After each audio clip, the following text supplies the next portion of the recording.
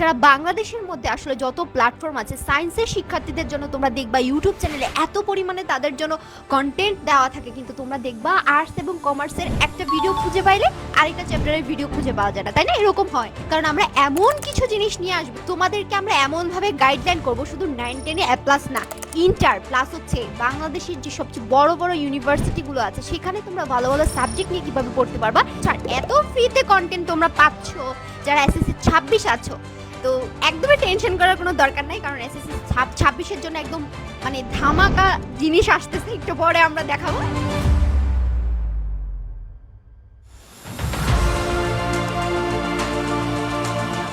এবং যারা 27 আছো কচি কাঁচা, তোমাদের জন্য তো থাকছেই, কারণ বড় ভাই আপুদের বদলতে তোমরা অনেক কিছু পাচ্ছ, কারণ আমরা এমন কিছু জিনিস নিয়ে আসবো যেটা সায়েন্সের সেগমেন্টে এটা অলরেডি অনেক বছর আগে থেকে দেওয়া আছে, বাট এই বছর থেকে ইনশাল্লাহ তোমরা সেই জিনিসগুলো পাচ্ছ এবং তোমরা প্রাউডলি বলতে পারবা যে হ্যাঁ আর্টস এবং কমার্সে পড়ে আমরা এই জিনিসটা করতে পারছি, আমরা অমুক ইউনিভার্সিটিতে এই পজিশনটা নিতে পারছি।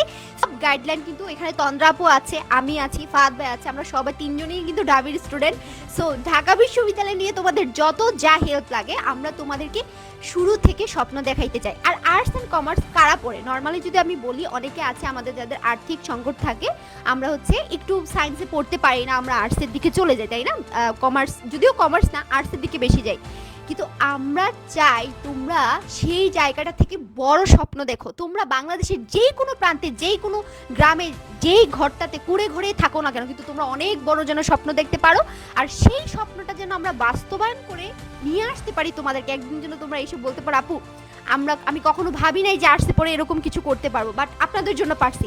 তোমাদের এইটুকু কথা, এইটুকু জিনিস যেন আমরা অর্জন করতে পারি, সেটার জন্য আসলে আমরা নেমেছি।